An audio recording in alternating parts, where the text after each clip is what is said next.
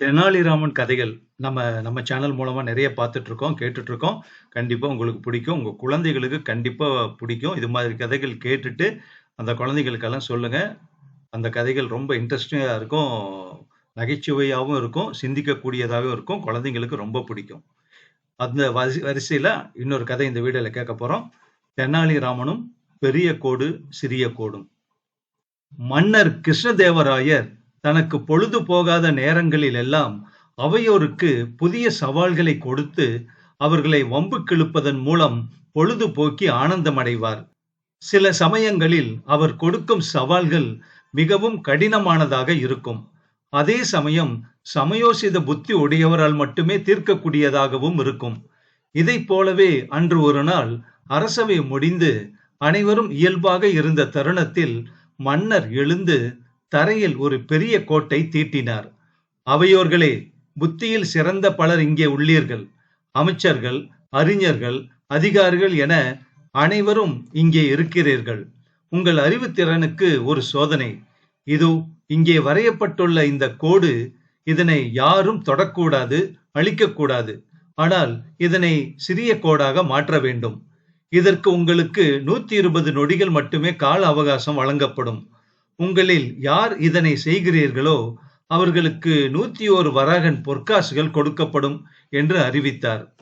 அரசவையில் இருந்த பல அமைச்சர்களும் என்னென்னவோ செய்தனர். ஒருவர் தரையில் குப்புற படுத்துக்கொண்டு வாயால் ஊதி ஊதி அந்த கோட்டை அழிக்க முயன்று தோற்று போனார். அவையோர் அனைவரும் விழுந்து விழுந்து சிரித்தனர். மற்றொருவர் கோட்டின் முன்னே அமர்ந்து பிரார்த்தனை செய்து கொண்டிருந்தார். இவ்வாறாக அனைவரும் முயற்சித்தும் யாராலும் அந்த கோட்டை சிறியதாக மாற்ற முடியவில்லை. சிரித்துக் கொண்டிருந்த அனைவரும் இப்போது தலையை தொங்க போட்டுக் கொண்டனர். கடைசியாக தெனாலிராமனை பார்த்து மன்னர் கேட்டார், என்ன ராமா, நீ முயற்சிக்கவில்லையா? என்னால் முடியும் அண்ணா. ஆனால் இவர்கள் எப்போதும் என் மீது துவேஷம் கொண்டிருப்பவர்கள். அதுதான் இவர்களை முதலில் விட்டு யாராவது அந்த சவாலை செய்து முடிக்கிறார்களா என்று காத்திருந்தேன் என மன்னனிடம் அலட்சியமாக பதில் சொன்னான் ராமன். என்ன ராமா, ரொம்ப ஆடுகிறாயா? உனக்கு மட்டும்தான் அறிவுள்ளது என்று நினைப்பா? எங்கே நீ இந்த சவாலை செய்து முடிப்பார்ப்போம் என்று ஏளனமாக பேசினார்கள் அங்கிருந்த அமைச்சர்கள் உட்பட பலரும். ராமன் எழுந்து அரசரின் அனுமதி பெற்று அந்த கோட்டிற்கு அருகே வந்தான். கோட்டை தொடாமல் எப்படி சிறியதாக்க முடியும்? ராமன் இப்போது என்ன செய்வான் பார்ப்போம் என்று அனைவரும் தங்களுக்குள் பேசிக் கொண்டனர். ராமனோ அங்கே நின்று ஒரு நிமிடம் யோசித்தான். பிறகு குனிந்து மன்னர் வரைந்திருந்த கோட்டிற்கு பக்கத்தில் அதைவிட மிகவும் நீளமான மற்றொரு கோட்டை வரைந்தான். இப்போது ராமன் வரைந்த பெரிய கோட்டுடன் ஒப்பிடும்போது மன்னர் வரைந்த கோடு தானாகவே சிறியதாக தெரிந்தது. ராமன் நிமிர்ந்து நின்று புன்னகையுடன் சொன்னான், மன்னா, இதோ பாருங்கள், நீங்கள் வரைந்த கோட்டை நான் தொடவில்லை, அழிக்கவில்லை. ஆனால் இப்போது அது சிறிய கோடாகிவிட்டது இல்லையா?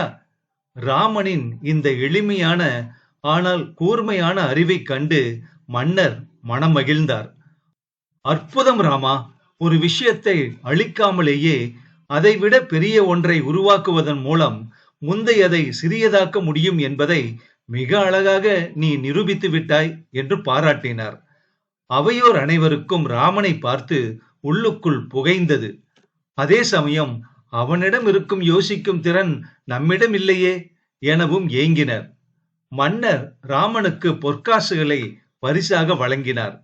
அமைச்சர்கள் மீண்டும் ஒரு முறை தலைகுனிந்து நின்றனர். ஒருவரை தாழ்த்தி பார்ப்பதை விட நாம் உயர்ந்து நிற்பதே சிறந்தது என்ற தத்துவத்தை ராமன் அந்த சிறிய கோட்டின் மூலம் புரிய வைத்தான்.